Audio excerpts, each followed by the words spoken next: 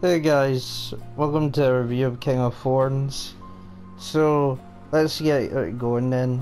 Animation, I always start off with the key points to an animated movie. And it's, yeah, the animation is fine. Like, but, some CGI parts make it look like a fucking PS2 game. So, but besides that, yeah, it's fine. OST, none of the tracks. I don't even remember if there was music. I'm sure there was, but I don't remember any music standing out. So it's forgettable. I don't know if it was bad. It's just I just don't remember any of the music. So yeah. The story goes is that it's like the Medusa virus has came out and it infects people and you'll die in 60 days basically. You turn into a statue and you'll basically just crumble away, and that's how that works. So yeah, that's the first thing that happens. And there's symptoms to it, but it doesn't matter, you die anyway. So what happens is that gets spread about. They go to Scotland, my home country, my homey town, go there and they're like, hey, we're gonna put 100 people to sleep for 100 years, and by then hopefully we found a cure. And they're like, yay, and that's basically it. And then they wake up, it doesn't go to plan, and everything's fucked. Like, everything's fucked. And the main characters are like, alright, we need to find a way to escape. And that's basically the story. We need to find a way to escape the island with. And like, each of them have kind of their own goals. The main girl is like, I want to find my sister. And that's kind of just the basic plot point. They all just want to escape, but she wants to find her sister as well. So yeah. But yeah, it's like, there's honestly not much to say about this movie because it is a rip-off of Code Veronica, or at least it's heavily inspired by Code Veronica. If you don't know what Code Veronica is, I urge you to look up Resident Evil Code Veronica or play it or just watch a walkthrough on it, because it is so similar. I mean, there is quite a bit of differences, but it is quite similar to a degree. But yeah, so yeah, I would give this movie a 6 out of 10. Then we can get to the good parts, the spoilers. So, spoilers. It's like, basically, yeah, fuck's sake, what is this, spoilers? There's nothing to talk about, honestly. There's so much in this movie that you just don't really think of, because it's like, yeah, it's just, most of them are just trying to escape the island. That's it. The only thing to talk about is the ending, and that's it. That's the only thing you can really talk about.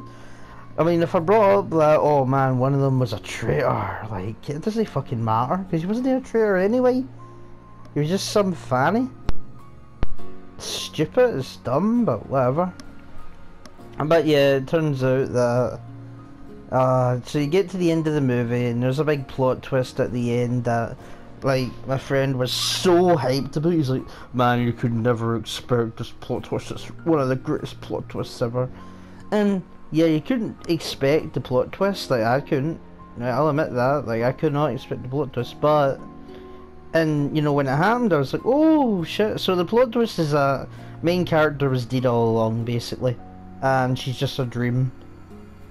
She's a dream version. So yeah, that was what was happening. And basically what that means is nothing, because she's a dream version of the main girl, right, who died as, like, early on in the movie by committing suicide by accident, I think. And what happened was,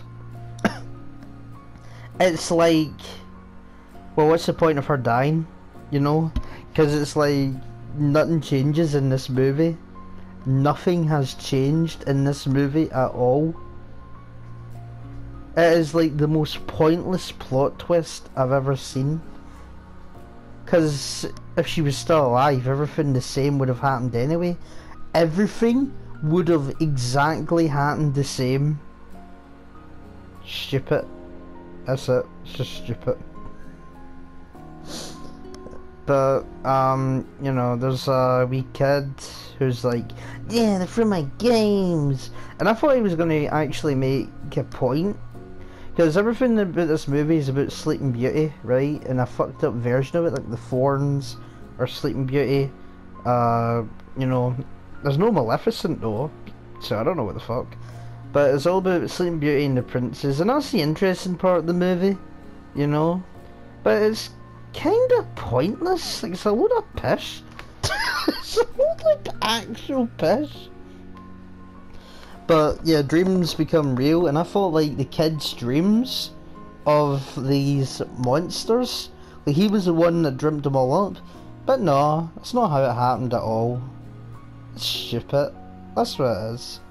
I mean, if it did happen, then it makes sense, you know, but they don't explain it enough. You know, they could have just been, oh yeah, man, he fell asleep and he dreamed up all these monsters because they're from his video game. So yeah. But they get chased around by monsters and shit, get shot at, and they all have the Medusa virus. There's no cure for it, you know, it's dumb. Early on, you see a woman commit suicide because of the Medusa virus, I think. And that's the soldier guy's sister, and she gets brought up at the end for no reason, like, she's just there to confuse them or whatever. It's a load of shit. It's a load of absolute shit. It is Resident Evil 2 a actual T. Absolute copyrighted. But it's enjoyable. Like, that's the thing. This movie is, you know, stupid and dumb and all that. However, it is very Resident Evil, and Resident Evil is stupid and dumb. But that's why it's enjoyable. So yeah, I would give this movie a 6 out of 10. I would very urge someone, right, to play or like watch a walkthrough of Code Veronica just to see how similar these are. They're not, you know, the exact same. There is quite a bit of difference, but there is a heavy inspiration that's been taken from Code Veronica to make this movie. So yeah, that's the review, guys. 6 out of 10. Watch it if you want some dumb fun. So there you go.